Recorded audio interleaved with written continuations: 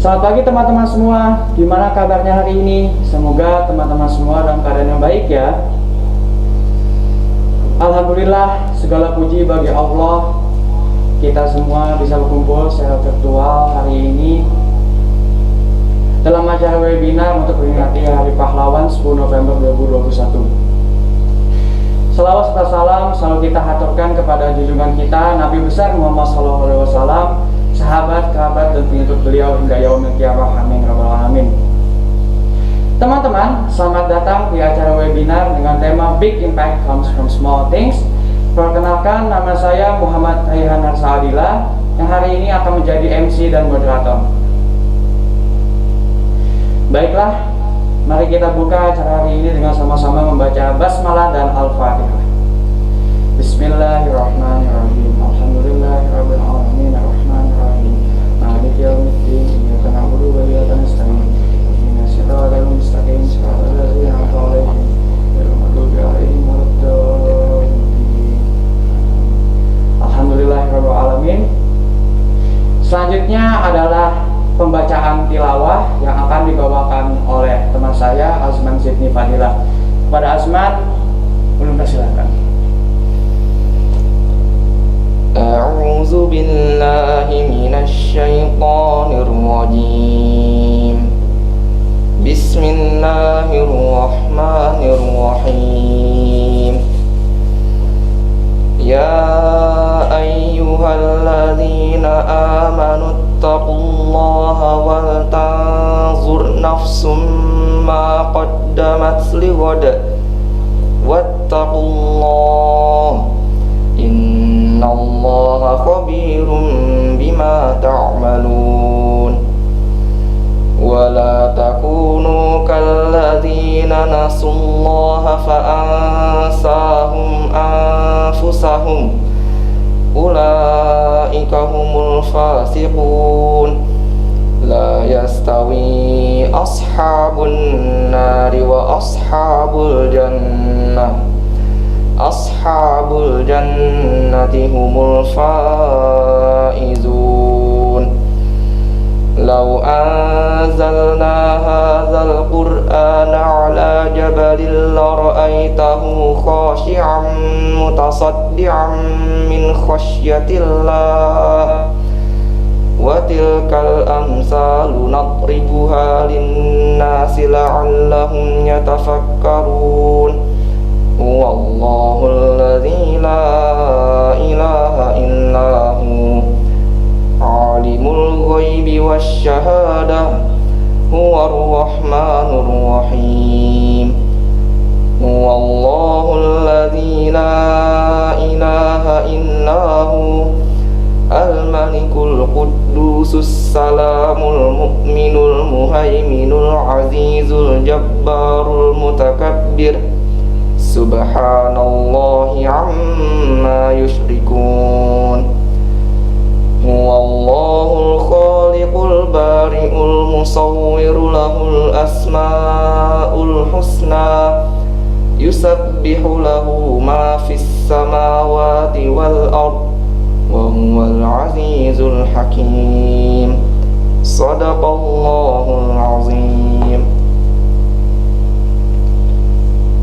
Alhamdulillah, terima kasih Azman atas tilawahnya. Semoga semua yang membaca dan mendengarkan mendapatkan pahala dari Allah Subhanahu wa taala. Baiklah, selanjutnya adalah acara sambutan yang akan dibawakan oleh Kepala Sekolah SMP Terobani Banjarbaru, Ustadz Haji Muhammad Fahmi Abdulli SPD. Pada Ustadz, waktu dan tempat belum persilahkan. Bismillahirrahmanirrahim. Assalamualaikum warahmatullahi ta'ala wabarakatuh. Assalamualaikum. Alhamdulillahirabbil alamin. Wassalatu wassalamu ala asrofil anbiya'i wal mursalin Sayyidina wa maulana Muhammadin wa ala alihi wa sahbihi ajma'in, amma ba'd. Rabbi shrah li sadri wa yassir li amri wahlul 'uqdatam min lisani yafqahu qawli. Amin. Yang sama-sama kita hormati narasumber kita hari ini, Bapak Eko Subiantoro. Bapak, alhamdulillah sudah bergabung ya Ustaz ya. Selamat datang Bapak Eko di SMP Terobani Banjarbaru, walaupun kita masih dalam kondisi dalam jaringan ya. Mudah-mudahan tidak menekan rasa ini dengan kegiatan kita hari ini. Yang saya hormati juga kawan-kawan tim manajemen, Ustadz Ustazah SMP Terobani Banjarbaru, anak-anak Ustadz yang Ustadz sayangi, Ustadz cintai, dan ayah bunda atau bapak-bapak, ibu-ibu yang sedang juga mungkin ada hari ini di YouTube SMP Terobani Banjarbaru. Alhamdulillah, puja dan puji syukur kita kepada Allah Subhanahu wa taala. Dengan limpahan rahmatnya lah, dengan limpahan karunia kita bisa masih diberikan kesehatan, masih diberikan kenikmatan yang luar biasa, sehingga kita masih bisa dipertemukan dalam kegiatan hari ini. Salawat serta salam tak lupa kita haturkan keharibaan junjungan Nabi besar Muhammad sallallahu alaihi wasallam beserta keluarga, sahabat dan orang-orang yang selalu istiqomah di jalan beliau ila yaumil akhir. Baik, alhamdulillah pada kesempatan ini kita bisa melaksanakan kegiatan memperingati Hari Pahlawan dan juga memperingati Hari Sumpah Pemuda. Alhamdulillah, pagi tadi kita semuanya, anak-anak Ustadz semuanya mengikuti lomba yang mana tidak lain dan tidak bukan ini adalah untuk rasa cinta kita kepada tanah air kita, khususan memperingati Hari Sumpah Pemuda dan Hari Pahlawan ini. Baik, ini adalah kegiatan yang mana ini kegiatan yang insyaallah kita laksanakan setiap tahun. Namun pada tahun ini alhamdulillah kita masih bisa melaksanakan ada yang secara langsung dan ada yang secara virtual seperti ini. Berkataan dengan pahlawan. Beberapa puluh tahun yang lalu mungkin kita mengenal dengan pahlawan itu adalah pahlawan yang selalu berjuang, pahlawan yang berjuang di dalam kemerdekaan bangsa Indonesia dan lain sebagainya ya. Tetapi namun pada masa era sekarang, pada masa era digitalisasi sekarang, pada masa era sekarang ini, pahlawan itu apakah masih ada atau tidak? Pahlawan itu selalu ada ya. Pahlawan itu selalu ada di dekat kita, di lingkungan kita, dimanapun kita berada. Pahlawan yang utamanya itu yang pertama adalah pahlawan orang tua kita semuanya, terus guru-guru kita semuanya, dan juga pahlawan yang di era sekarang bisa kita katakan dengan relawan ya. Mungkin anak-anak Ustadz semuanya sering mendengar kata relawan ya. Oleh karena itu bahasanya saja yang berbeda. Pahlawan dan relawan sama-sama tujuannya sama, adalah membantu semuanya dalam tanpa pamrih, tanpa segala-galanya. Nah, oleh karena itu hari ini Bapak Eko Subiantoro mungkin lebih banyak nanti menyampaikan tentang apa itu pahlawan dan apa itu nantinya relawan yang sesungguhnya. Karena melihat profil beliau yang sangat luar biasa juga, beliau adalah salah satu juga relawan sekarang, yang mana melihat profil beliau juga banyak organisasi yang beliau ikuti. Mudah-mudahan nanti kita bisa mungkin melihat profil beliau dan nanti apa yang disampaikan beliau menginspirasi buat kita semuanya. Mungkin itu yang bisa saya sampaikan. Sekali lagi semangat anak-anak Ustadz semuanya, selamat mengikuti semuanya. Itu yang bisa saya sampaikan. Wabillahi taufiq wal hidayah wa ridha wal inayah. Assalamualaikum warahmatullahi taala wabarakatuh. Waalaikumsalam warahmatullahi wabarakatuh. Alhamdulillah, terima kasih Ustaz Fahmi atas sambutannya. Semoga acara kita hari ini dapat berjalan dengan lancar. Amin. Nah, sebelum kita berkenalan dengan tamu spesial kita pada hari ini, mari kita simak video berikut ini. Kepedulian terhadap anak penderita kanker mendorong seorang pria berusia 47 tahun, Eko Subiantoro, menjalankan aksi solo touring atau tur bersepeda seorang diri dari Banjarmasin, Kalimantan Selatan menuju kota Pontianak, Kalimantan Barat dengan jarak tempuh sekitar 1.300 km. Belajar dari pengalaman saat mengalami kecelakaan dan mendapat banyak pertolongan dari orang lain, Eko bertekad memanfaatkan hidupnya untuk melakukan hal serupa, yaitu dengan membantu para penderita kanker terus berjuang. Sejumlah persiapan telah dilakukan pria yang kesehariannya merupakan ASN di Kementerian Kehutanan ini untuk menempuh perjalanan jauh, hanya dengan menggunakan sepeda jenis mountain bike. Dengan misi mengkampanyekan deteksi dini terhadap kanker dan sekaligus mengumpulkan donasi untuk membangun rumah singgah kanker anak, nantinya Eko akan singgah di kota-kota perlintasan untuk berbagi pengetahuan kepada anak muda, komunitas, dan instansi setempat untuk lebih peduli terhadap penderita kanker. Kita akan solo touring, jadi nanti di tiap kota kita akan berhenti. Jadi sudah ada agenda per etapenya. Jadi nanti di tiap kota yang akan kita singgahi, pada malam harinya kita akan ada sharing session.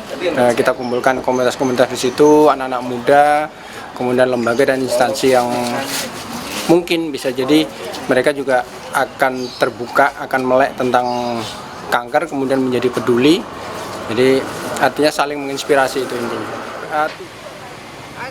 Eko memulai perjalanannya dari Banjarmasin pada pukul 7 pagi dengan waktu perkiraan tiba di Pontianak selama 14 hari atau tiba pada tanggal 29 Juli 2019. Samsul Alam, Kompas TV, Banjarmasin, Kalimantan Selatan.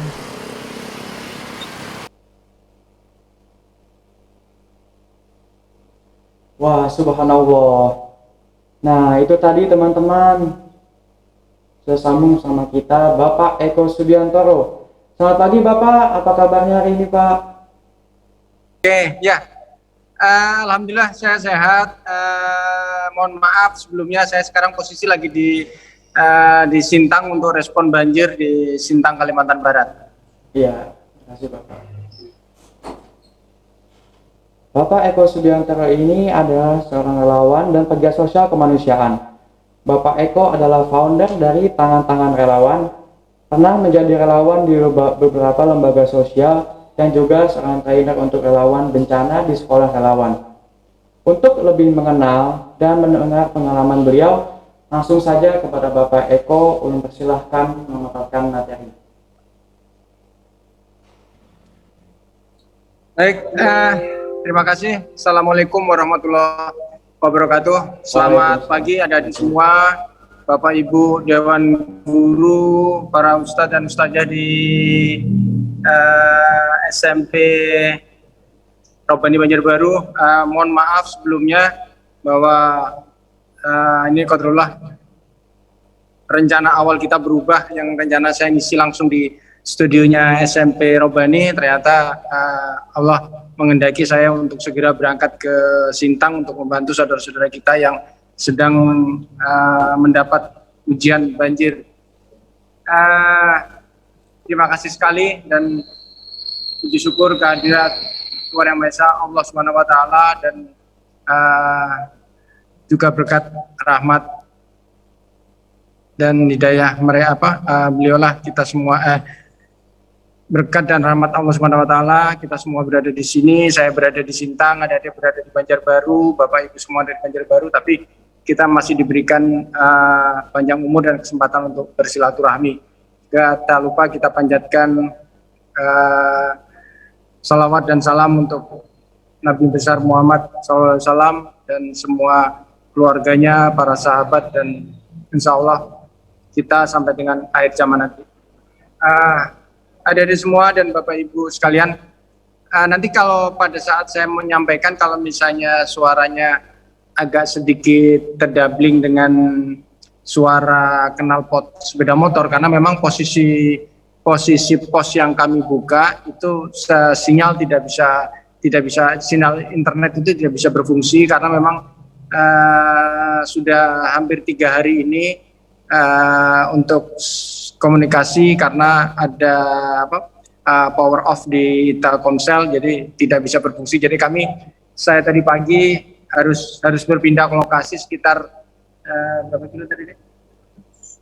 Sekitar kurang lebih 10 sampai 15 kilo sampai akhirnya kami mulai kemarin mencari posisinya, dan alhamdulillah ketemu posisi yang bagus, dan saya posisi sekarang berjarak sekitar 10 sampai 15 kilo dari pos yang kami tempati. Baiklah, adik-adik semua, saya tidak akan panjang lebar karena saya yakin semuanya sedang dalam kondisi sedikit berduka karena beberapa musibah yang terjadi di negara kita. Karena pada saat saya kemarin berangkat di Malang juga terjadi banjir bandang, terus kemudian sementara korban yang ada di kecelakaan kapal tambangan yang 16 orang di Sidoarjo belum ditemukan. Terus kemudian tadi pagi kami dapat laporan bahwa di Banjarmasin pun sedikit ada air naik, air pasang rob di sekitar Belitung. Jadi kita sama-sama berdoa semoga negara kita selalu dalam lindungan Allah SWT. Amin. Baik, akan saya mulai bahwa saya menilik ke pertanyaan Bapak Kepala Sekolah tadi, bahwa apa masih ada relawan, apa masih ada pahlawan di era saat ini. Nah, nanti kita akan bahas bareng-bareng. Terus kemudian sebelum saya mulai, adik-adik semua yang mengikuti acara ini sudah siap dengan bolpen dan kertas yang kemarin diminta oleh panitia ya? Ya, sudah Pak, sudah siap. Oke, siap. Ke slide yang pertama, Mas siapa? Saya manggilnya operator atau apa ini? Iya, Pak. Slide yang pertama, oke. Ya. Sudah. Ya, Nah, sudah mulai. ini saya menyebutnya dengan pahlawan di era milenial. Jadi pahlawan di era milenial itu seperti apa? Oke, lanjut ke slide kedua.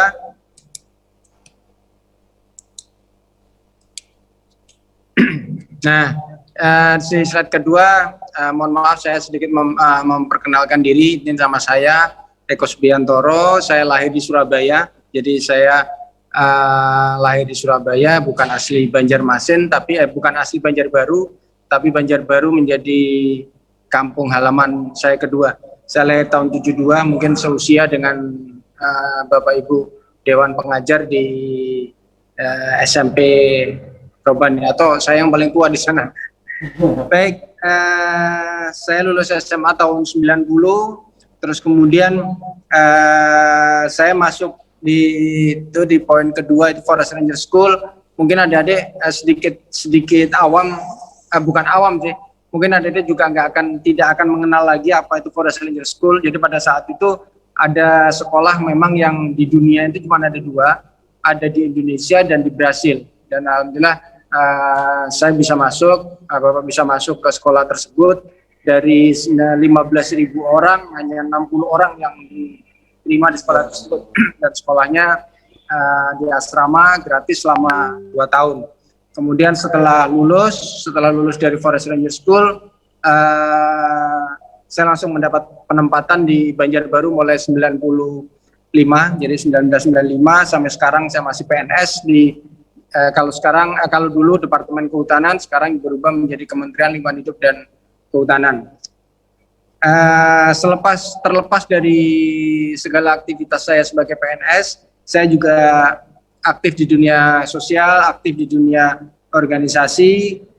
Jadi sebelumnya saya juga aktif waktu masih SMA 97 sampai 98 itu saya ketua umum di di Ganesha itu organisasi pecinta halaman. Terus kemudian secara umum saya di Situbondo juga mendirikan Granika. Kemudian pada saat itu saya banyak belajar tentang untuk menulis, untuk tahu banyak hal tentang lingkungan, banyak tahu tentang pengen tahu tentang sekitar lingkungan saya dan tempat-tempat lain. Makanya saya belajar menulis di Yayasan Indonesia Hijau. Kemudian di Yayasan Indonesia Hijau, kemudian saya lebih aktif di klub Indonesia Hijau di Jember pada saat itu. Kemudian pada saat mulai di Banjarbaru, saya mendirikan organisasi sepeda, klub sepeda, OPC Banjarbaru, dan mungkin ini juga menjadi tolak awal saya mulai mengenal Banjarbaru. Kemudian saya juga tadi sudah disebutkan bahwa saya juga aktif di beberapa lembaga sosial. Saya dulu pernah di relawan di aksi cepat tanggap dan hadir di beberapa lokasi bencana. Terakhir pada saat erupsi Merapi. Kemudian di Banjarbaru saya salah satu founder untuk yang mendirikan Sahabat Kalsel. Tapi pada saat bersamaan saya juga menjadi relawan di Radar Banjar Peduli. Nah, kemudian sampai saat ini saya juga masih bertindak sebagai trainer untuk relawan kebencanaan di sekolah relawan. Sekolah relawan ini adanya di Depok, di Jakarta sana, tapi sesuai dengan permintaan kolaborasi, misalnya saya harus ngisi materi untuk dunia kebencanaan, saya harus berangkat ke sana. Seperti ini nanti rencananya tahun 2002 akan dibuka lagi Disaster Leadership Training yang batch ke-12 kalau nggak salah ke-12 itu nanti akan ada di Gunung Salak. Itu Disaster Leadership Training adalah pola-pola pendidikan dan pelatihan yang kami lakukan untuk menyiapkan relawan-relawan yang siap untuk terjun di bencana. Kemudian setelah di Sahabat Kalsel kemudian sampai saat ini saya mendirikan di founder dari Tangan-Tangan Relawan. Kemudian tadi disebutkan bahwa saya juga mempunyai rumah singgah kanker. Jadi rumah singgah kanker itu adalah bagian di dalam program Tangan-Tangan Relawan. Jadi ada beberapa program di Tangan-Tangan Relawan. Kita punya tim untuk rescue-nya. Kita punya 8 orang untuk tim rescue. Terus kemudian kita punya rumah singgah kanker. Kemudian banyak sekali kegiatan-kegiatan kegiatan kebaikan yang dilakukan di Tangan-Tangan Relawan. Itu yang bisa saya sampaikan. Nah, kita masuk ke poin materinya. Anak-anak sekalian dan Bapak Ibu yang mengikuti acara dan materi yang akan saya sampaikan. Oke. Nah, ini ada pertanyaan dari saya. Coba tuliskan 1 atau 2 kata. Cukup 1 atau 2 kata. Jangan lebih dari 2 kata. 1 atau 2 kata. Nanti operator akan berpindah ke slide berikutnya. Kemudian saya beri waktu 5 detik. Jadi 1 atau 2 kata saja ya. Jangan sampai lebih dari 2 kata. Apa yang ada di benak kalian saat mendengar kata nanti akan operator akan sebutkan. Kemudian saya hitung 1, 2, 3, 4, 5. Kemudian berpindah ke slide berikutnya. Oke? Semuanya sudah siap ya, kertas dan pulpennya. Iya, sudah siap Pak. Oke, siap ya. Oke. Apa yang ada di benak kalian saat mendengar kata, di slide berikutnya. Pada saat kalian mendengar kata pahlawan. Saya hitung 1, 2, 3, 4, 5. Kemudian setelah apa yang ada di benak kalian tentang pada saat kalian mendengar kata pahlawan, kemudian di slide berikutnya apa yang ada di benak kalian pada saat kalian mendengar kata relawan.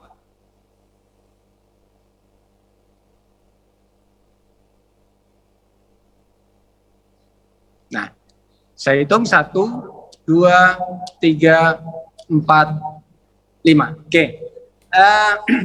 Dari dua pertanyaan tadi antara pahlawan dengan relawan tadi, cari beberapa kata. Kalau misalnya ini pertemuan dalam bentuk offline, nanti akan bertemu, mereka akan bersilangan bahwa semua yang kalian tulis di rumah masing-masing, yang kalian tulis di atas kertas itu, ada nggak yang menulis dalam dua kalimat tadi, dua anggap saja ini ada dua predikat pahlawan, kemudian ada satu yang berpredikat relawan. Adakah yang kalian tulis mereka berdua ini dalam konotasi negatif?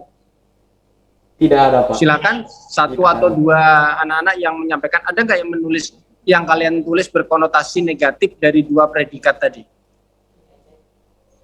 Ayo silakan, bisa di chat, di via chat. Ayo. Anak-anak muda harus berani. Kalian harus berani menyampaikan pendapat kalian. Ada nggak yang menulis dua predikat itu berkonotasi negatif? Misalnya kalian menulis relawan itu sebagai pencuri, atau relawan itu sebagai peminum, atau relawan itu sebagai perampok yang berkonotasi negatif. Ada nggak? Oke, saya jawab. Pasti tidak ada. Kalian semua menjawab dua predikat tadi dalam konotasi yang positif. Ya, betul. kalau ini pertemuan offline, nanti akan saya silangkan nanti akan dalam satu ruangan pertemuan itu nanti akan membentuk satu kalimat-kalimat yang akan memotivasi kalian.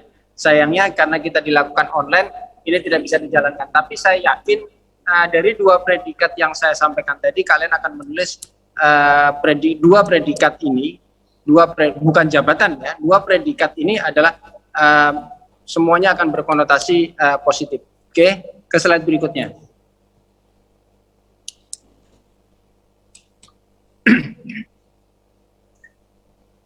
Nah, ini saya tuliskan perbedaan dan persamaan pahlawan dan relawan, tapi ini sebagian kecil saja.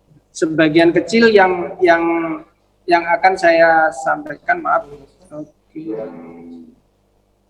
Nah, yang pertama, kapan pahlawan itu ada, kapan relawan itu ada? Kalau pahlawan itu adanya pada saat perang kemerdekaan, bisa jadi sebelum perang kemerdekaan sampai dengan perang kemerdekaan, kemudian pada era transisi perang kemerdekaan, kemudian berhenti di situ, selesai, itu pahlawan. Kemudian muncul, nanti akan timbul lagi perpres, perpu segala macam yang menyatakan bahwa dia memang pahlawan nasional, kemudian ada lagi pahlawan nasional, pahlawan revolusi kan pada saat terjadi G13 PKI itu. Kemudian ada lagi pahlawan kemerdekaan, pahlawan peta, terus ada lagi nanti bermacam-macam, tapi berhentinya pada saat eranya itu era kemerdekaan, pada zaman kemerdekaan. Nah, kemudian sedangkan relawan itu adanya setelah perang kemerdekaan, tapi negara sudah mulai dalam kondisi yang stabil. Kemudian kalau pahlawan tadi berbatas waktu istilahnya, kemudian kalau relawan tidak berbatas waktu. Ini ada terus sampai entah sampai kapan, mungkin bisa jadi sampai dunia ini kiamat. Saya yakin ini akan ada, karena pada hakikatnya kita semua manusia diberikan nalar atau diberikan anugerah bahwa kita selalu akan mendahulukan sesuatu yang baik, sesuatu yang positif. Kemudian apa sih tujuan dari pahlawan? Pahlawan adalah tujuannya hanya untuk memerdekakan kemerdekaan Indonesia aja. Tujuannya hanya sampai di sana. Kemudian kalau relawan itu mengisi. Jadi kalau kemarin pahlawan itu berusaha berjuang untuk memerdekakan bangsa ini, kemudian relawan adalah mengisi kemerdekaan ini. Kemudian persamaannya dua-duanya dilakukan dengan sukarela. Tidak ada yang mengharapkan imbalan.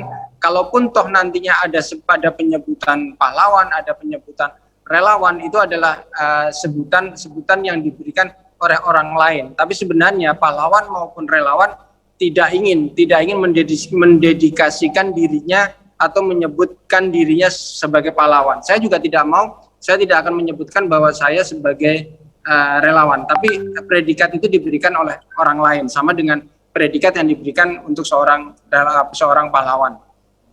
Kemudian alat yang digunakan, perbedaannya bahwa kalau pahlawan pada saat itu yang digunakan adalah hanya senjata, peralatan perang sederhana. Terus kemudian untuk relawan di era milenial ini itu kalian bisa menggunakan gadget, bisa menggunakan komputer, kemudian peralatan-peralatan modern yang ada sekarang. Karena ini berkembang sesuai dengan tuntutan zaman, sesuai dengan kemajuan teknologi. Kemudian kalau pahlawan dan relawan itu sama-sama bisa dilaksanakan secara perorangan maupun dalam organisasi-organisasi kecil maupun besar. Hanya saja pada saat era pahlawan dulu masih dilakukan dengan cara-cara yang sederhana, masih sangat sederhana sekali. Kemudian pada saat sekarang di relawan di era milenial, pahlawan di era milenial ini sudah dilakukan dengan cara-cara modern. Untuk organisasinya sudah modern. Kita sudah tidak, misalnya pada saat pandemi ini tidak perlu berkumpul, tapi bisa menggunakan gadget untuk Zoom meeting, pertemuan online.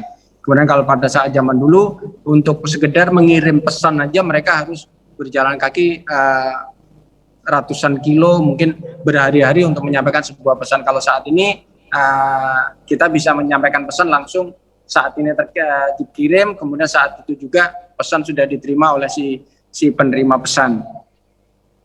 Kemudian kalau bentuk aksinya bisa saya katakan bahwa pada saat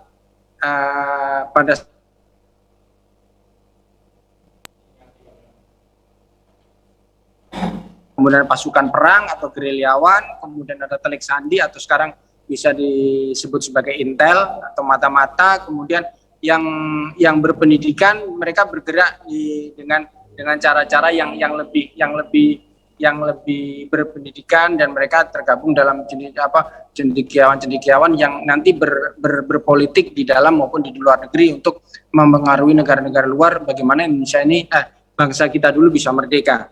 Kemudian kalau di dunia relawan lebih luas cakupannya karena itu tadi, karena eranya lebih leluasa, kemudian irinya lebih panjang. Di dunia relawan akan ada relawan medis, kemudian ada juga mungkin dengar kalau di Kalsel ini adalah banyak sekali relawan pemadam kebakaran, kemudian pengajar, guru pun bisa disebut sebagai seorang relawan karena mereka bisa mau berjauh-jauh melebihi kapasitas kewajibannya, misalnya mereka harus menempuh perjalanan puluhan kilo. Jadi adik-adik kalau misalnya nanti suatu saat kalau sudah besar nanti akan bertemu kondisi-kondisi bahwa ada guru-guru yang harus berjalan kaki, mungkin naik sepeda motor, berhujan-hujan, masuk ke pedalaman-pedalaman untuk menyampaikan ilmunya. Kemudian ada relawan bencana seperti teman-teman lembaga-lembaga yang sekarang ada di Sintang. Terus kemudian ada relawan pangan, nanti akan ada ditemui kalau di hari Jumat. Kalau di hari Jumat akan banyak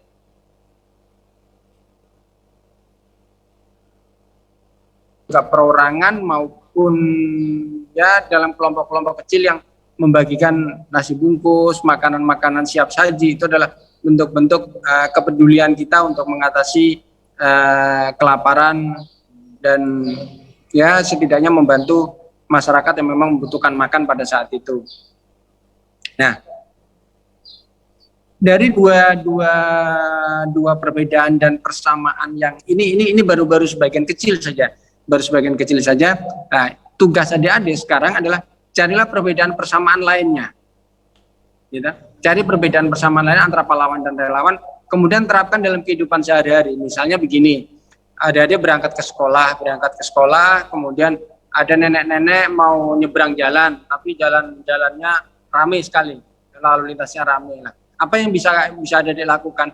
Hal-hal kecil apa yang bisa dilakukan? Nah, ada turun atau misalnya waktu itu diantar bapak atau ibu ke sekolah, nah dia bisa minta tolong ke bapak ibu untuk bapak ibu ada yang ngantar, bisa orang tua yang ngantar untuk berhenti sejenak, kemudian ada mengantarkan menyeberangkan nenek atau kakek yang mau ke seberang jalan. Itu juga salah satu bentuk kerelawanan dalam topik yang sangat sederhana. Terus kemudian misalnya begini, misalnya adik-adik mau bayar parkir, biasanya bayar parkir berapa?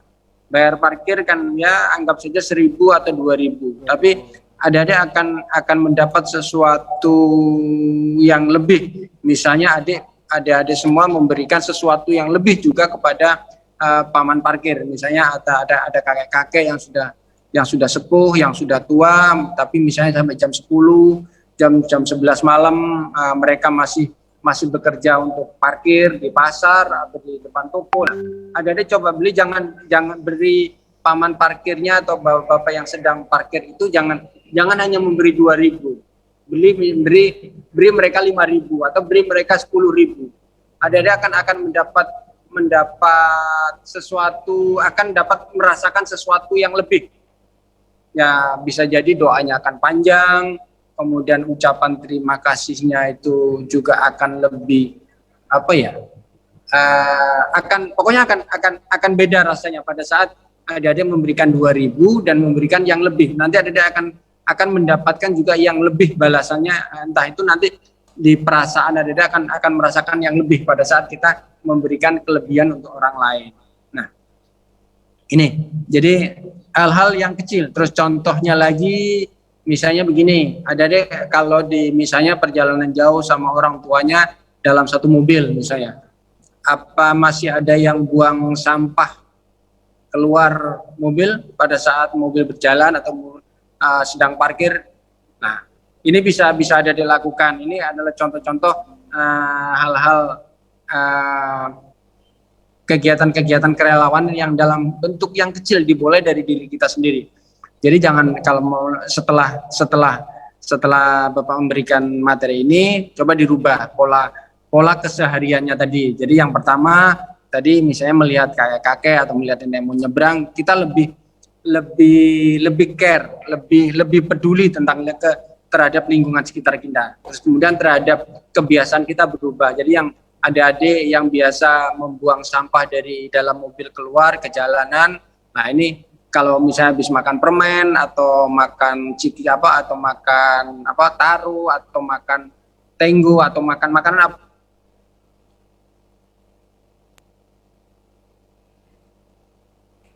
bersihkan, dimasukkan ke dalam sampah. Nah, kemudian kalau misalnya ada bapak ibu orang tua ada yang membuang sampah sembarangan di jalan atau membuang sampah sembarangan, diingatkan. Tapi cara mengingatkan dengan cara yang sopan. Bapak, Ibu, jangan buang sampah sembarangan, nanti banjir dan bla bla bla. Sekali banyak alasannya. Oke, lanjut.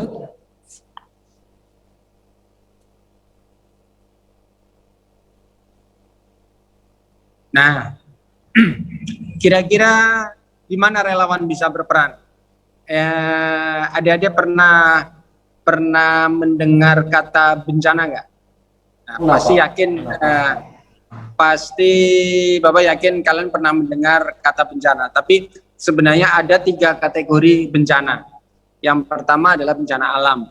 Bencana alam ini adalah bencana yang diakibatkan oleh rangkaian peristiwa alam, misalnya gempa bumi, terus kemudian longsor, terus kemudian tsunami, terus kemudian air pasang surut laut yang sangat tinggi, kemudian La Nina, El Nina, itu juga salah satu bentuk bencana alam.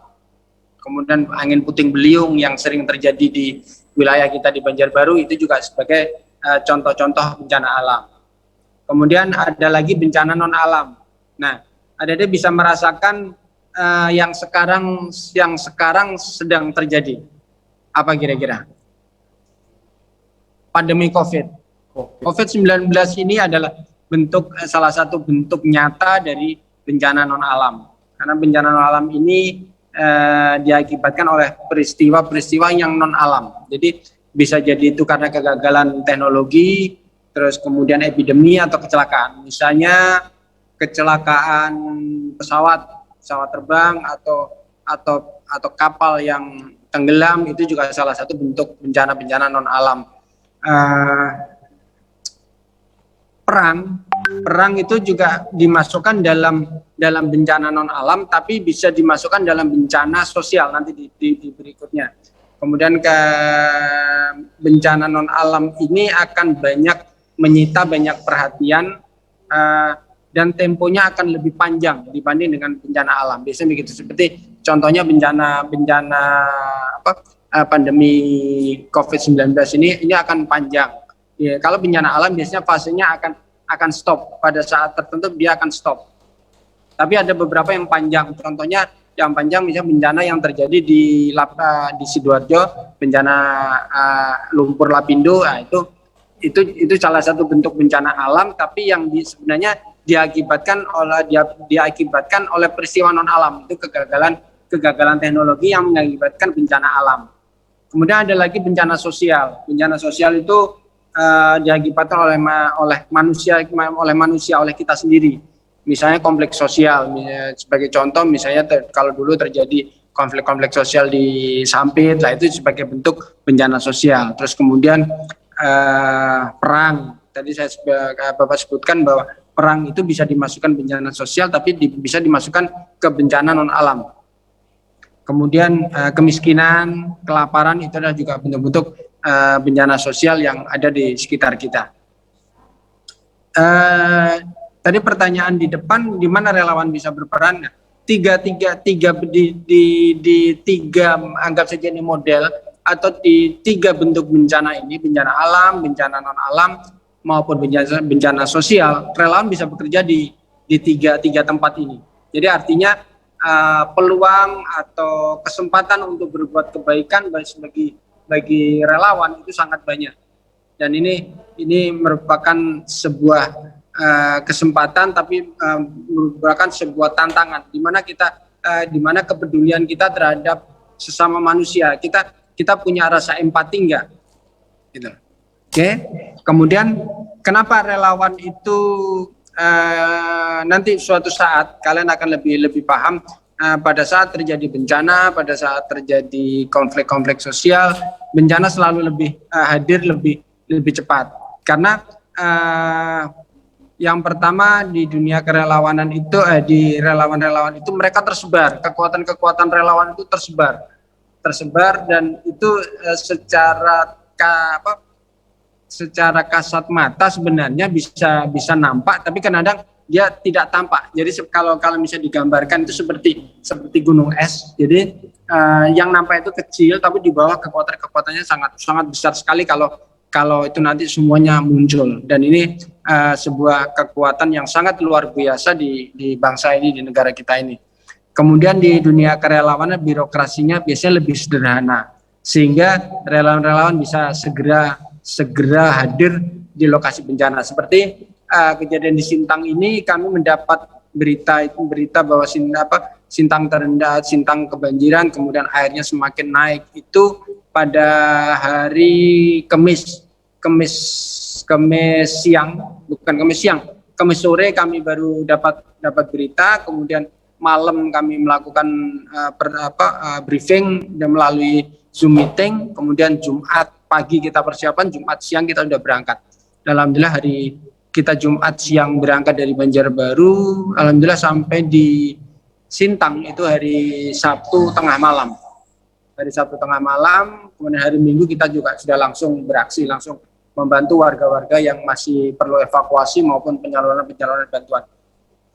Nah, birokrasinya sederhana, jadi kita lebih cepat untuk bisa hadir di lokasi-lokasi bencana. Kemudian relawan-relawan itu tidak dibatasi wilayah administrasi. Jadi kenapa kok tangan-tangan relawan ada di Banjarbaru bisa melakukan aksi-aksi pertolongan atau membantu warga di Sintang? Karena kita tidak mengenal batas wilayah. Kami tangan-tangan relawan juga kadang-kadang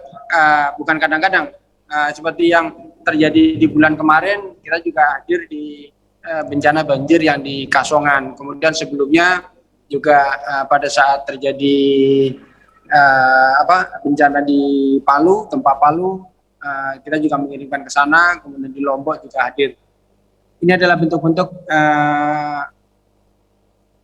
atau tempat-tempat wilayah ya atau apa yang bisa dilakukan oleh seorang relawan, di mana relawan bisa bekerja. Ini tadi di tiga bentuk bencana tadi relawan bisa bekerja. Oke, lanjut.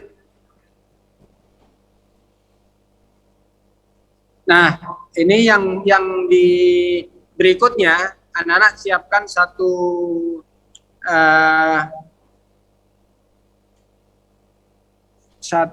kertas lagi ya, satu kertas lagi, kemudian satu pulpen. Atau ada pertanyaan dari iya, Pak. dari teman? Sebelum kita lanjut, Pak, saya mau bertanya, Pak. Bagaimana ya, Pak? Kami sebagai siswa bisa berperan sebagai pahlawan di era milenial ini, Pak. Gimana ya? Nah, oke. Baik, terima kasih. Jadi sebenarnya anak-anak muda itu bisa lebih berperan, karena Bapak yakin anak-anak muda itu energinya lebih berkobar-kobar, semangatnya lebih besar, kemudian tenaganya juga lebih kuat, ibaratnya gitu kan. Terus kemudian saya yakin juga jumlah kalian itu jauh lebih banyak dibandingkan dengan usia Bapak yang sudah hampir menginjak angka 50. Ini jumlahnya sangat terbatas, dan saya yakin, Bapak yakin suatu saat nanti akan lebih banyak lagi anak-anak muda yang akan lebih jago, lebih hebat, lebih luas jangkauannya, kemudian bisa melakukan hal-hal yang jauh lebih besar dibanding yang Bapak lakukan sekarang ini. Nah, sekarang gini, anak-anak siapkan satu ini menjawab. Bapak nggak akan menjawab dulu ya. Tadi kan pertanyaannya adalah bagaimana anak-anak muda ini bisa berperan sebagai pahlawan di era milenial. Oke. Sekarang anak-anak semua, adik-adik semua, siapkan satu kertas lagi. Kan kemarin sama panitia disuruh menyiapkan kertas folio atau kertas apapun dibagi 4 ya. Jadi kertasnya nggak usah terlalu besar. Kemudian kalian siapkan bolpennya. Sudah siap ya? Iya, Pak. Nah, nanti gini, Bapak akan menghitung, nanti akan begitu perintahnya Bapak sampaikan, nanti anak-anak akan saya hitung dari angka 10, akan mundur 10, 9, 8, 7 sampai angka 1. Jadi begitu angka 1 berhenti melakukan aktivitas menggambar ya. Nanti hanya aktivitas menggambar. Tapi nanti akan kita lanjutkan kenapa kok Bapak minta kalian menggambar tadi. Oke, sudah siap semuanya? Sudah siap, Pak. Udah ya? Oke, coba adik-adik semua yang ada di rumah maupun Dewan Guru juga boleh. Dewan Guru yang ada yang mengikuti acara ini juga boleh. Nanti akan kita buktikan bareng-bareng. Dewan Guru juga boleh. Misalnya dalam satu kelas nanti ada 10 orang atau 8 orang atau berapapun bisa mengikuti ini pola latihan ini. Oke, sudah ya, siap ya? Coba gambarkan. Dengarkan ya, dengarin semuanya. Coba gambarkan satu ekor bebek. Bebek, oke. Gambarkan satu ekor bebek. 10, 9, 8, 7, 6, 5, 4, 3, 2, 1. Oke, stop. Semuanya stop. Nggak boleh ada yang menggambar lagi. Nah, kemarin itu kan ada siswa yang sedang dalam satu ruang kelas ya? Iya. Ya, ada kan? Nah, coba nanti dikumpulkan ke siapa? Panggilannya Bapak Guru atau Ustadz atau Ustazah? Gimana? Panggilannya? Oke. Atau nanti ada adik-adik kan itu ada sekitar 1 atau 2 kelas yang melakukan Zoom bareng-bareng ini kan ya? Nah, itu coba dikumpulkan nanti Ustadz atau Ustazah nanti memilah. Itu kan pasti gambar bebeknya tadi ada yang menggambarnya ke arah ke kiri. Jadi kalau kita menghadap ke kertas gambar yang digambar tadi, jadi lengan kita kan ke kiri nih. Nanti akan ada bebek yang menghadap ke kiri, kemudian ada bebek yang menghadap ke kanan. Ya enggak? Iya, Pak. Nah, ya kan? Nah, coba di situ ada yang berkumpul 5 orang nggak? Ada yang sedang berkumpul 5 orang atau dewan guru yang berkumpul 5 orang? Ada Pak, itu sedang Zoom sama-sama di kelas. Oke, kalau di kelas sama-sama, coba nanti itu dikumpulkan, kemudian dipisah. Yang bebek menghadap ke kiri, kemudian bebek yang menghadap ke kanan. Saya beri waktu 20 detik ya. Ya, jadi dipisah bebek yang menghadap ke kiri, kemudian bebek yang menghadap ke kanan. Ya, oke, saya beri waktu 20 detik. 20, 19, Yuk, dikumpul. 18, 17, 16, 15, 14, 13, 12, 11, 10, 9, 8, 7, 6, 5, 4, 3, 2, 1. Oke? Sudah? Sudah Pak. Sudah ya? Nah, itu nanti yang kalian gambar pasti akan lebih banyak bebek yang menghadap ke kiri. Bener nggak?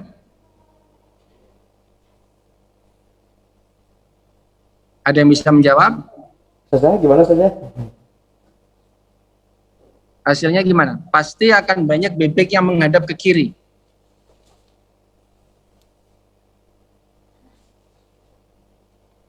Oke, kalau masih dalam proses nanti akan Dewan Guru akan mengumpulkan, nanti akan ketemu, akan banyak bebek yang menghadap ke kiri. Nah, oke, ya sudah. Kira-kira tahu nggak kenapa, atau kalian mengakui diri sendiri lah. Banyak nggak tadi yang menggambar bebek menghadap ke kiri? Nah, ini ada jawab. Betul Pak. Bisa dicek. Ya, betul Pak. Banyak yang menggambar bebeknya ke kiri. Kira-kira kenapa? Alasan pertama begini. Alasan pertama pasti itu cara yang termudah. Kemudian alasan kedua karena kebiasaan.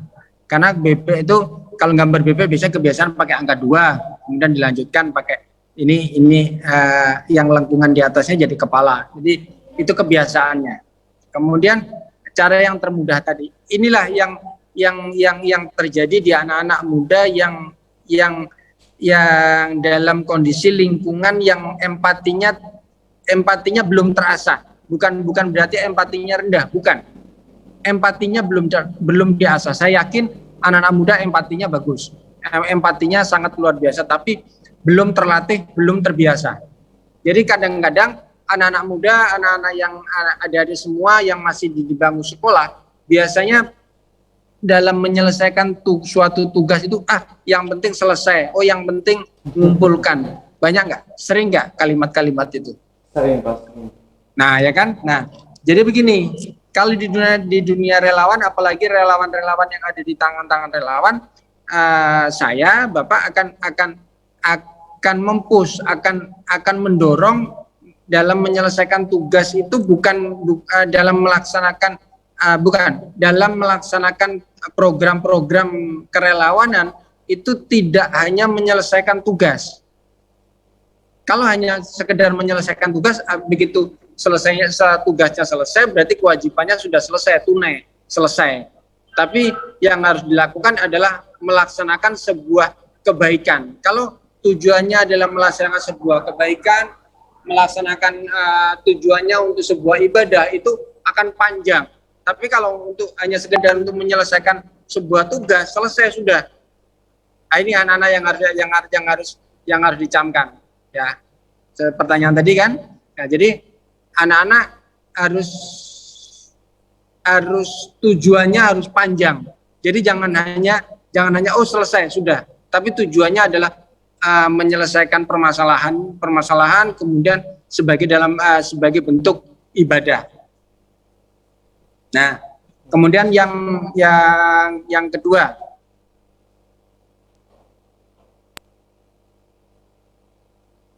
buah kertas.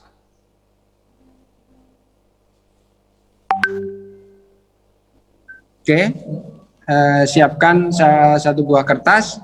Kemudian waktunya ini 15 detik. Waktunya agak panjang. Jadi waktunya agak panjang. Nanti Bapak akan sebutkan apa yang harus digambar. Kemudian Bapak akan menghitung 15 mundur ke belakang seperti yang tadi. Kalau tadi 10, sekarang 15 detik. Oke ya, mulai. Oke. Ayo disiapkan dulu yang belum disiapkan. Kenapa? Yang ini disiapkan dulu yang belum disiapkan. Oke, siapkan dulu. Oke. Sudah kayaknya Pak. Sudah, oke ya. Coba gambarkan satu buah botol. Satu buah botol. 15, 14, 13, 14, 13, 12, 11, 10, 9, 8, 7, 6, 5, 4, 3, 2, 1. Oke, dah, semuanya berhenti. Yang ini nggak perlu dikumpulkan, tapi nanti suatu saat nanti kalian kan ketemu dengan teman-teman kalian. Coba tanyakan, kalian gambar botolnya seperti apa? Atau ketemu lagi dengan teman yang lain, kalian kemarin gambar botolnya bagaimana? Atau saling menunjukkan gambar botolnya seperti apa? Saya yakin, Bapak yakin kalian akan menggambar berbagai model botol. Ada yang botolnya panjang, kurus ke atas, ada yang botolnya gemuk, ada botolnya yang kalian gambar itu kecil banget, ada kalian nanti yang menggambar lagi botolnya besar, ada yang menggambar botolnya pakai tutup, atau ada juga yang model botolnya beda-beda, ada yang lancip, ada yang lonjong, ada yang mungkin ada lehernya, ada yang nggak pakai leher, macam-macam. Oke. Nah, ke slide berikutnya.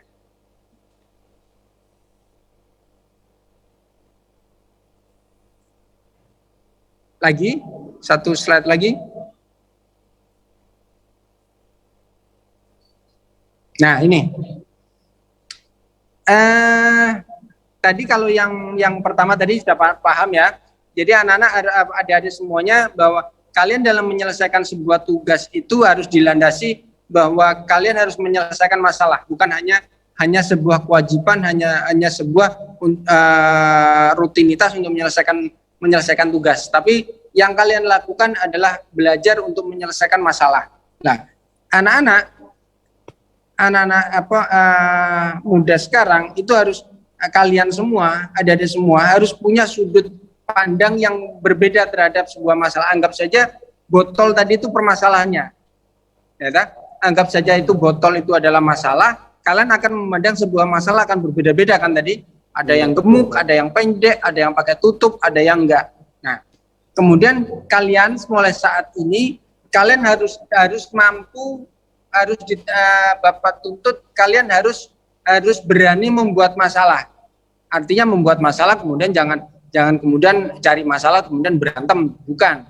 Tapi mencari masalah itu misalnya gini, misalnya kalian berangkat ke sekolah jalan kaki misalnya nanti suatu saat atau sebelumnya kalian sebelum pandemi ini kalian berangkat sekolah jalan kaki, kemudian di tengah jalan kalian sering melihat kucing yang mungkin bisa terlantar atau mungkin yang kurus banget. Nah, kalian kan bisa dari rumah bawa bekal, selain bekal untuk kalian makan, kalian bawa bekal makanan kucing. Jadi pada saat kalian berangkat ke sekolah, kalau ada kucing, kalian kasih makan kucing satu secukupnya lah. Kemudian ketemu lagi kucing, nggak secukupnya. Nah, itu salah satu bentuk mencari masalah. Oh, berarti kucing ini ada masalah, kucingnya ini kelaparan, saya harus menyelesaikan masalah.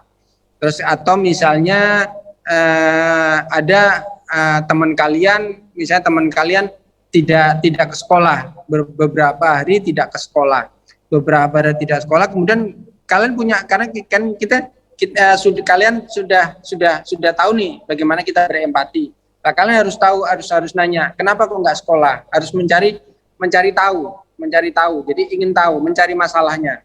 Ini dalam bentuk-bentuk mencari masalah. Kalian harus tanya, kenapa kok nggak sekolah? Kalian harus cari tahu, entah itu bertanya langsung atau dari teman-temannya. Nah, ternyata tidak sekolah karena misalnya belum bayar SPP misalnya. Nah, jangan hanya berhenti di situ aja. Jangan kemudian karena belum bayar SPP. Jangan berhenti. Tapi lanjutkan dengan pertanyaan berikutnya. Kenapa kok belum bayar SPP?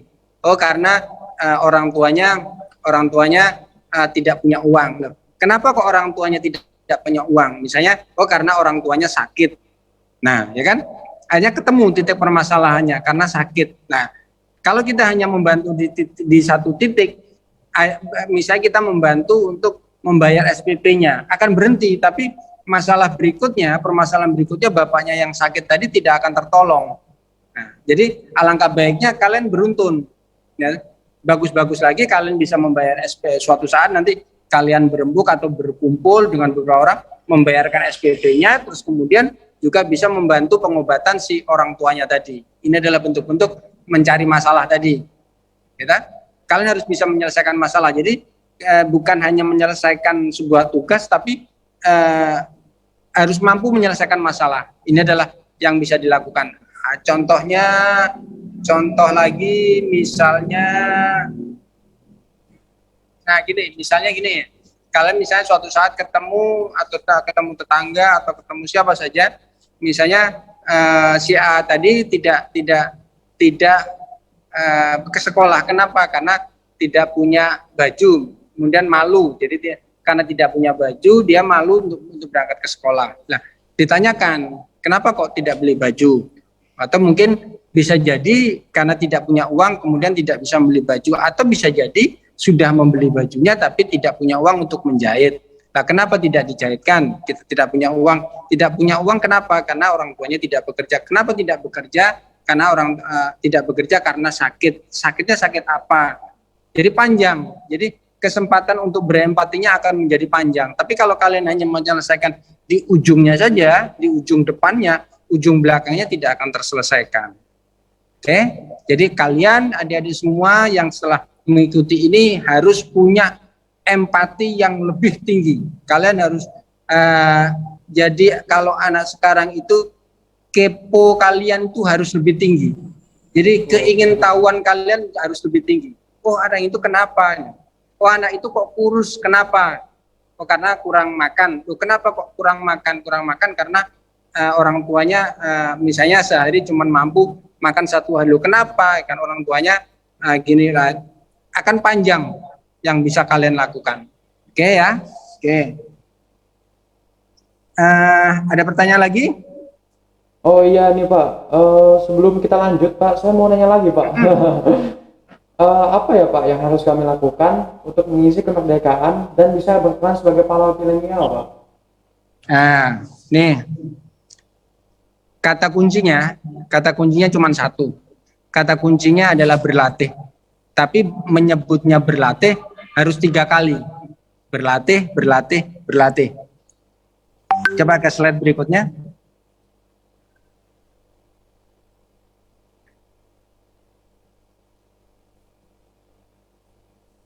Nah, kata kuncinya ini cuma satu. Kata kuncinya berlatih. Tapi nyebutnya 3 kali. Berlatih, dan berlatih yang terus lebih keras. Jadi kalian harus bisa mengasah kepekaan dan terus belajar. Ini bentuk cara berlatih.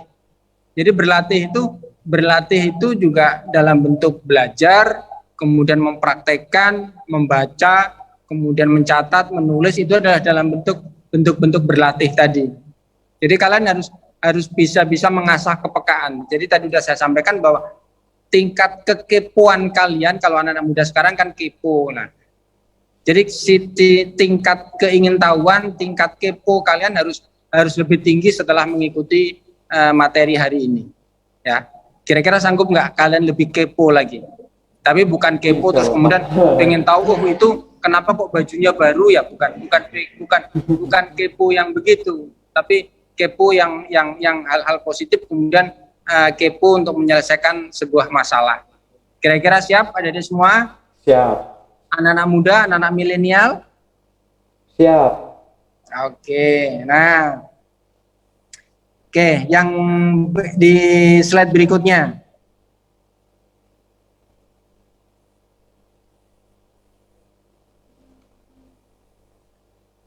Nah, ini rangkaian yang Bapak masukkan tadi, bahwa pahlawan di era milenial, kalian-kalian ini harus berani keluar dari kebiasaan. Harus berani keluar dari kebiasaan. Jadi kalau misalnya kalian tadi sudah saya sampaikan bahwa kalau hanya sekedar menyelesaikan tugas, menyelesaikan sebuah tanggung jawab, itu hanya sebuah penyelesaian kewajiban kemudian berhenti. Tapi kalian harus keluar dari kebiasaan itu. Kebiasaan artinya keluar dari kebiasaan tapi baik. Ya. Kemudian kalian harus mampu menjadi model. Harus mampu menjadi model itu untuk berkembang lebih baik. Jadi jangan hanya ngekor aja, jangan hanya sebagai pengikut, tapi kalian harus berani menyampaikan pendapat, harus berani menyampaikan ide, atau bagus lagi ide yang kalian sampaikan, gagasan yang kalian sampaikan juga kalian harus berani untuk memulai. Akan percuma sebuah ide, sebuah gagasan kalau tidak ada yang memulai. Tapi ide pun bukan berarti kecil, gagasan bukan berarti sesuatu hal yang kecil. Justru dari ide yang kecil itu nanti kalau benar-benar dilaksanakan akan menjadi sesuatu yang besar. Kemudian kalian harus menjadi pionir. Jadi jadi kalau tadi fokusnya kalian tidak hanya menjadi pengikut, ya. Kalau sekarang kalian harus berani menjadi pionir. Jadi misalnya tadi Bapak contohkan bahwa kalian jangan membuang sampah dari dalam mobil. Kalian harus berani menegur orang yang lebih dewasa dari kalian, tapi dengan cara-cara yang sopan. Bapak, Ibu, jangan buang sampah sembarangan, jangan buang sampah keluar mobil. Itu nanti kan kotor gini-gini lah. Kalian harus menyampaikan dengan cara-cara yang sopan. Terus kemudian kalian harus menjadi agen solusi, bahwa seperti contoh tadi bahwa membuang sampah itu juga merupakan solusi untuk menyelesaikan permasalahan banjir di perkotaan. Itu hal-hal kecil, tapi kalau itu dilakukan banyak orang, semua anak-anak muda yang hebat, semua anak-anak muda yang keren-keren sekarang melakukan hal sama, saya yakin, Bapak yakin bahwa banjir di perkotaan akan segera teratasi. Oke, kemudian yang berikutnya adalah bertanggung jawab terhadap diri sendiri, lingkungan maupun masa depan. Jadi bukan berarti kemudian kalian menyelesaikan masalah, kemudian pandai-pandai mencari masalah, tapi kalian lupa dengan tugas-tugas kalian sebagai pelajar. Kalian sebagai pelajar juga menjadi agen solusi. Kalau kalian belajar dengan baik, kalian mencapai prestasi-prestasi yang baik, itu juga dalam bentuk kecendekiawanan kalian untuk menyelesaikan sebuah permasalahan bangsa di masa depan. Oke. Nah, rasanya sudah selesai. Nah, kira-kira dari adik-adik ada pertanyaan? Nah, ayo tuh teman-teman yang mau bertanya bisa langsung ketik pertanyaannya di kolom komentar ya. Nanti bisa dilihat, habis itu tanyakan langsung ke bapaknya. Ayo yang mau nanya?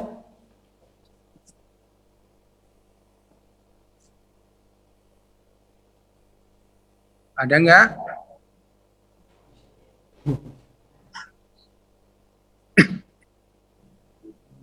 Apakah ada pertanyaan nih?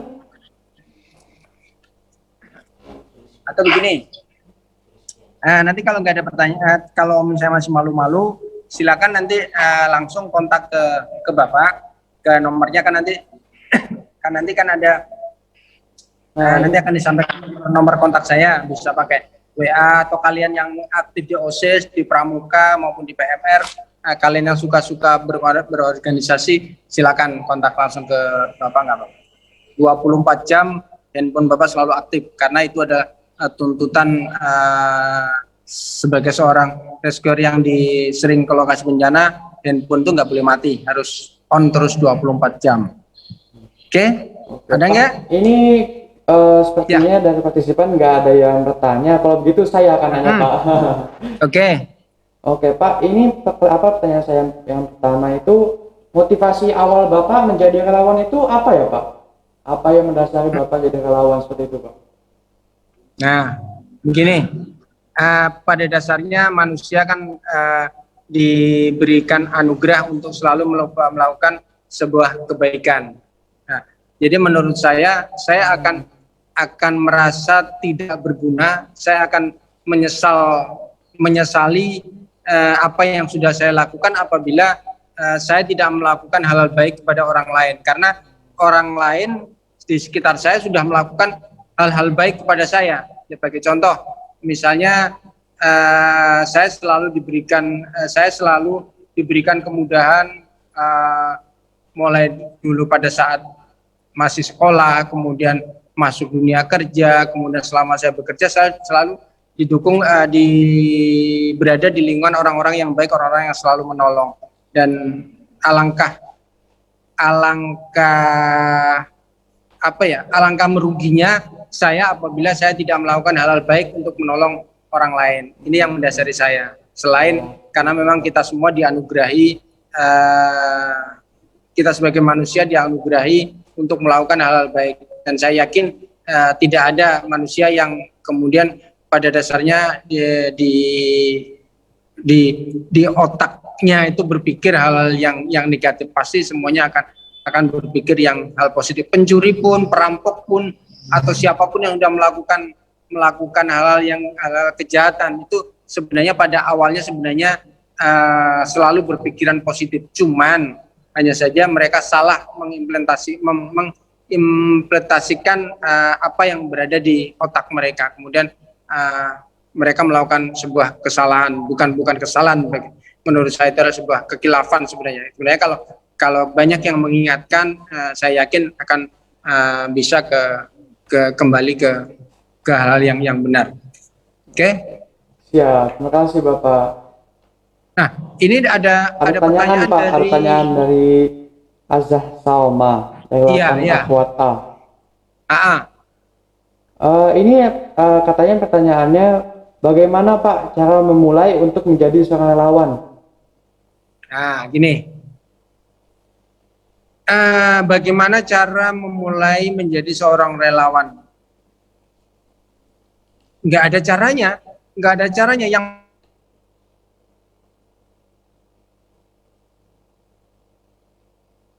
melakukan sebuah kebaikan itu adalah bentuk nyata sebagai seorang relawan.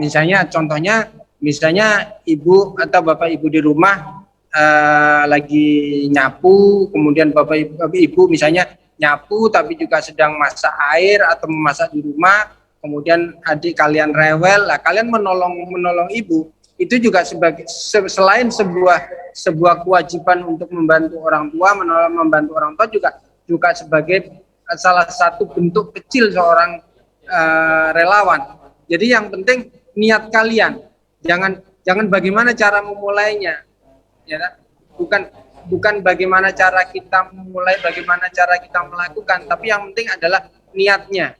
Kalian sudah ada niatan untuk melakukan sebuah kebaikan, kemudian kalian berada dalam pikiran-pikiran yang positif, kemudian selalu mengutamakan hal-hal yang baik. Itu adalah juga dalam salah satu bentuk kerelawanan. Nah, kemudian tadi yang kalau bagaimana implementasinya, ya kalian harus berlatih. Berlatihnya kalian bisa mengikuti organisasi-organisasi yang lebih tahu, atau kalian lebih bertanya kepada kakak-kakak kalian atau siapapun yang sudah melakukan, berdiskusi, kemudian ngobrol, itu salah satu bentuk awalannya. Terus kemudian kalian coba-coba mengikuti. Seperti anak bapak yang namanya Arga, tadi kan di foto itu ada tuh yang rambutnya green, iya tadi ada Pak di awal-awal. Yang di awal tadi itu Arga mulai ikut terjun ke lokasi bencana itu pada saat kelas 5 SD. Pada saat banjir bandang Barabai. Pada saat banjir bandang Barabai, Bapak merespon. Ya, kelas 5 SD. Pada saat banjir bandang Barabai itu Bapak langsung berangkat ke atas ke Papagaran. Jadi Papagaran itu kampung yang di atas sana di Pegunungan Meratus, itu hanya berdua aja dia ikut. Jadi waktu itu ada informasi bahwa di sana ada dua ibu hamil yang mau melahirkan, tapi pakaiannya hanyut semuanya, hilang semuanya. Nah, jadi kami di sini mengumpulkan, di Banjarbaru mengumpulkan pakaian-pakaian yang untuk bayi, keperluan bayi, kami naik berdua sama anak saya, itu kelas 5 SD. Terus kemudian kelas 3 SMP, kelas 3 SMP dia sudah berani untuk mendaftarkan diri untuk seleksi mengikuti disaster leadership training. Jadi sampai saat ini Arga itu adalah salah satu lulusan disaster leadership training yang termuda sampai dengan angkatan ke-12 ini. Dan kalau di lokasi bencana, kalau ada bencana dia sering ikut. Seperti saat ini, pada saat di Sintang ini dia ikut, tapi tetap kalau pagi dia ikut Zoom untuk sekolah, kemudian nanti dia biasanya ikut di kloter kedua, setelah setengah hari baru dia ikut ke lapangan. Gitu. Jadi yang penting adalah niatnya. Kemudian belajar dari orang-orang dewasa, belajar dari lingkungan kalian yang lebih paham. Oke. Ada lagi? Ini ada lagi Pak yang mau tanya katanya. Ya. Dari kelas. Ini mungkin Ya. pertanyaan terakhir dari siswa ya Pak. Ini ada pertanyaan dari Atar Fasya, kelas 9 Ikhwan Tafis. Katanya pengalamannya paling berkesan Bapak sama jadi relawan itu apa Pak? Pengalaman terkesan, semuanya berkesan. Bagi Bapak tidak ada sesuatu yang paling berkesan, tidak. Tapi semuanya berkesan dan semuanya mengandung pelajaran berharga. Jadi masing-masing, jadi contohnya begini. Tadi kan di video tadi ada Bapak yang sedang bersepeda 1.300 kilo. Nah, kalau orang lain yang melihat itu pengalaman yang berharga, tapi bagi Bapak masing-masing punya cerita, masing-masing punya pelajaran berharga. Kalau di 1.300 km itu waktu Bapak melakukan perjalanan banyak sekali pelajarannya adalah banyak ketemu orang lain, banyak belajar dari orang lain, bagaimana mereka memandang bahwa penyakit kanker, kemudian banyak mereka yang belum tahu kemudian tahu. Terus kemudian banyak yang mereka sebelumnya tidak peduli menjadi peduli. Terus kemudian sampai kemudian 4 bulan setelah saya melakukan perjalanan itu rumah singgah kanker itu akhirnya terbeli dengan harga 650 juta. Itu adalah sebuah pelajaran bagi Allah yang dia berikan ke Bapak dan kami semua di tim Tangan Relawan. Masing-masing punya cerita, masing-masing punya pelajaran berharga. Seperti misalnya di Palu akan banyak pelajaran bagaimana orang yang di sana memanfaatkan bencana untuk hal yang lebih positif. Kemudian bagaimana di Lombok sesuatu yang yang awalnya mereka tidak paham bagaimana cara melakukan empati bersama-sama, kemudian mereka semakin tahu. Terus kemudian seperti erupsi dan gempa di Jogja, banyak pelajaran-pelajaran bagaimana masyarakat mulai bisa bersatu, kemudian mereka pandai-pandai saling mengingatkan pada saat mitigasi bencana. Jadi kalau ditanya mana yang paling berkesan, semuanya berkesan. Jadi semuanya banyak pelajaran yang terkandung di dalamnya. Jadi inilah kesempatan kalian anak-anak muda bahwa di dunia relawan banyak sekali hal-hal positif, hal-hal kebaikan yang akan kalian dapatkan. Subhanallah. Terima kasih Bapak atas jawabannya. Amin. Tadi itu mungkin pertanyaan terakhir ya Pak, soal karena keterbatasan waktu kita tidak bisa membacakan semua pertanyaan. Maaf ya kalau ada pertanyaan yang belum dibacakan. Nah mungkin pertanyaan terakhir itu ada dari saya Pak. Mungkin saya akan bertanya, Bapak bisa Pak memberikan pesan untuk teman-teman di SMA Terbani Pak? Nah, pesan saya sebenarnya tadi sudah disampaikan bahwa kalian harus kepo dalam artian kepo itu dalam bentuk arti kalian harus lebih empati. Kalau Bapak menyampaikan empati kan itu kalian pasti bingung apa sih empati. Nah, kasarnya kalian harus lebih kepo untuk mencari masalah, kemudian kalian pandai-pandai menjadi solusi, menjadi agen untuk menyelesaikan masalah. Itu pesan Bapak. Kemudian pandai-pandai, rajin-rajin belajar bukan hanya belajar di sekolah, bukan hanya di bangku sekolah, tapi belajar banyak hal di luar lingkungan sekolah itu yang akan menempa kalian lebih bisa menjadi lebih dewasa. Artinya belum tentu badannya gede tapi tidak dewasa, tapi kadang-kadang ada yang badannya kecil tapi mereka lebih dewasa dalam berpikir. Jadi artinya kalian harus pandai-pandai belajar dalam banyak hal. Itu saja yang bisa saya sampaikan. Sekali lagi kami juga mohon doanya adik-adik semua, anak-anak semua yang ada di Banjarbaru, kemudian semua dewan guru, kami yang ada di Sintang, 8 orang relawan yang ada di Sintang ini selalu diberikan kesehatan, diberikan kemudahan dan kelancaran untuk terus bisa membantu saudara kita yang di Sintang yang sedang dalam musibah kebanjiran ini. Kemudian mohon doanya juga untuk masyarakat Sintang bahwa mereka juga diberikan kesabaran dan ketabahan, juga perlindungan untuk menghadapi ujian ini. Ya, begitu saja. Terima kasih sekali lagi. Saya mohon maaf apabila ada kesalahan kata atau mungkin penyajian saya tidak nyaman didengar atau kurang pas atau ada sesuatu yang masih mengganjal. Saya mohon maaf. Sekali lagi saya mohon maaf dan terima kasih atas semua perhatiannya. Semoga ini bermanfaat. Ini hanya ada anugerah dari Allah bahwa ini adalah sebuah kesempatan saya bisa menyampaikan, bahwa saya bisa mengingatkan untuk anak-anak bisa berbuat lebih baik, lebih banyak dan lebih besar dari apa yang kami lakukan saat ini. Terima kasih semua panitia, dewan guru dan semua keluarga besar SMP Robbani Banjarbaru. Mohon sekali lagi mohon doanya untuk kami yang ada di Sintang. Ya Pak, bismillahirrahmanirrahim. Amin. Makasih banyak Bapak, semoga menambah semangat dan menginspirasi teman-teman semua. Nah, itu teman-teman, banyak sekali ilmu dan pengalaman yang sudah dibagikan oleh Bapak Eko Subiantoro hari ini.